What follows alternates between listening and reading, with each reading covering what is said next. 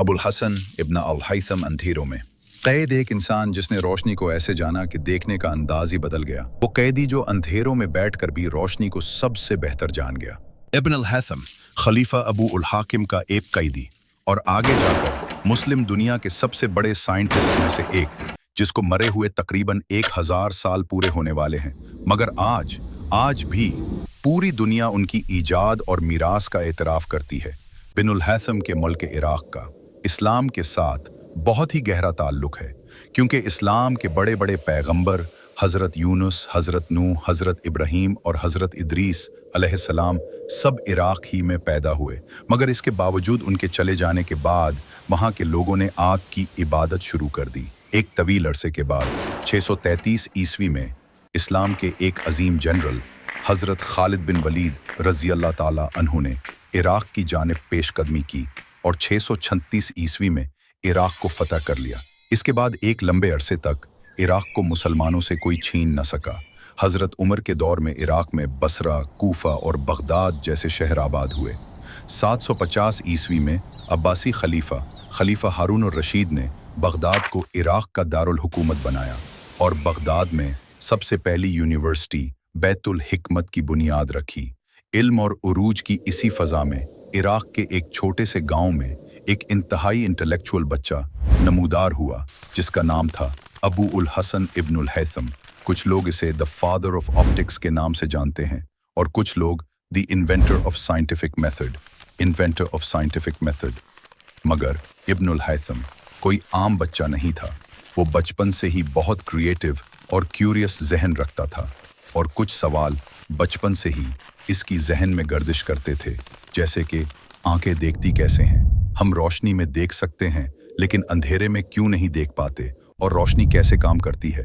ایسے کئی سوالات لے کر بڑا ہونے والا ابن الہیثم پڑھ لکھ کر بیت الحکمت میں استاد کے فرائض سر انجام دینے لگا، مگر ایک سوال اس کے ذہن سے نہ مٹ سکا: ہم دیکھتے کیسے ہیں؟ اسی دوران دریائے نیل میں ایک بار پھر سیلاب آ گیا۔ دریائے نیل میڈیٹرینین سی، بحیرہ روم سے نکلنے والا یہ دریا ایجپٹ کے شہر قاہرہ کی آغوش میں واقع تھا، اور قاہرہ سیلاب سے متاثر ہونے والوں میں سے پہلے نمبر پر تھا۔ میڈیٹرینین سی میں پانی کے بہاؤ کے سبب قاہرہ اکثر سیلاب کی زد میں رہتا۔ ابن الہیثم کو جب اس سب کا علم ہوا تو اس کے کریٹیو ذہن نے اس کا حل تلاش کرنا شروع کر دیا اور بالآخر دریا پر بند باندھنے کا منصوبہ پیش کیا۔ مصر کے خلیفہ ابو الحاکم کو جب اس منصوبے کے متعلق علم ہوا تو اس نے ابن الہیثم کو منصوبے کی تکمیل کے لیے قاہرہ بلا بھیجا۔ ابو الحاکم ایک انتہائی انسرٹن قسم کا حکمران تھا۔ کہا جاتا ہے کہ اس نے ایک طرف تو اپنے دور کے سب کتوں کو مروا دیا اور بہت سے کھانوں پر بھی پابندی عائد کر دی، مگر دوسری جانب وہ ترقی اور عروج کا بہت دل دادا تھا۔ ابن الہیثم جب مصر پہنچا اور دریائے نیل کا جائزہ لیا تو سچویشن کافی کنفیوزڈ ہو گئی، کیونکہ ایک طرف اس قدر محدود ریسورسز کے ساتھ بند باندھنے کا منصوبہ دریا کنارے مشرق وسطی کی ایجپٹ پیرامڈز جیسی ہسٹوریکل پلیسز کو خطرے میں ڈالنے کے مترادف تھا۔ دوسری جانب خلیفہ کو انکار کرنا بھی موت کے مترادف تھا۔ یہ وقت ابن الہیثم کے لیے زندگی اور موت کے فیصلے کا وقت تھا۔ اسی کنفیوژن میں ابن الہیثم نے عجیب ترکیب سوچی اور خلیفہ کے سامنے پاگل بننے کا ڈرامہ کرنے لگے۔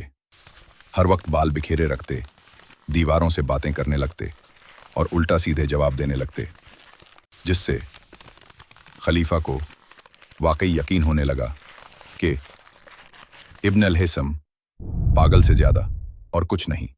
مگر خلیفہ ابو الحاکم ابھی بھی ابن الہیثم کی جانب مکمل مطمئن نہ ہو سکا اور اسے گھر میں نظر بند کرنے کا حکم سنایا۔ ابن الہیثم 11 سال تک قاہرہ میں نظر بند رہا، اور انہی 11 سالوں نے ابن الہیثم کو آج تک کی دنیا کے لیے ایک سکسیسفل اگزامپل بنا دیا۔ مگر وہ کیسے؟ یہ قید ابن الہیثم کے لیے گولڈن چانس ثابت ہوئی۔ وہ اب अपने पिछले सवालात के जवाबात पर मज़ीद कॉन्सेंट्रेट करने लगे और रोशनी के मुशाहिदात करने लगे। और इसी दौरान इब्न अल-हैसम ने 300 से ज़ायद एक्सपेरिमेंट्स और 100 से ज़ायद टूल्स पर मुश्तमिल दुनिया की 20वीं अहम तरीन किताब अल-मनाज़िर लिखी, जो ऑप्टिक्स के लिए बुनियादी ईंट साबित हुई। और इसी दौरान इब्न अल-हैसम ने अपने सवाल का जवाब पा लिया। Scientific rules. आंखें रोशनी जज्ब करती हैं, खारिज नहीं करते। इसके अलावा रिफ्लेक्शन और डिफ्लेक्शन के तमाम कवानीन जो आज ऑप्टिकल फिजिक्स की बुनियाद माने जाते हैं, इब्न अल-हैसम ही ने पेश किए।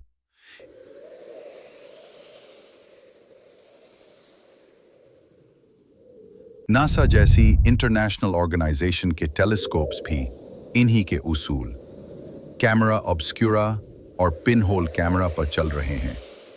इब्न अल-हैसम ऐसे मुस्लिम साइंसदान थे जिनको पूरे यूरोप और वेस्ट के scientists the creator of optics के नाम से जानते और मानते हैं।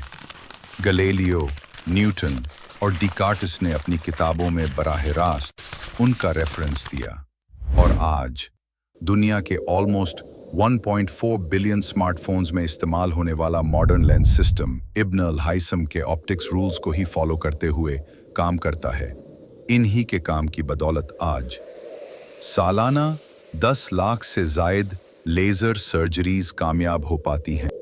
इब्न अल-हैसम 2015 में चाइना के शहर हांगकांग में होने वाली यूनेस्को कॉन्फ्रेंस ने इब्न अल-हैसम को father of the modern optics का टाइटल पेश किया।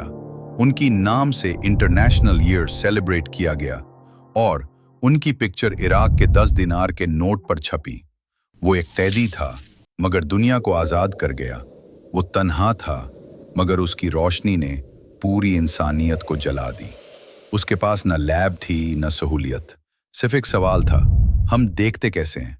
और आज तुम्हारी आंख में जो लेंस हैं, तुम्हारे फ़ोन में जो कैमरा है, तुम्हारी सर्जरी में जो लेज़र है, वो सब उस पागल कैदी की दीवानगी है जिसे दुनिया इब्न अल-हैसम के नाम से जानती है।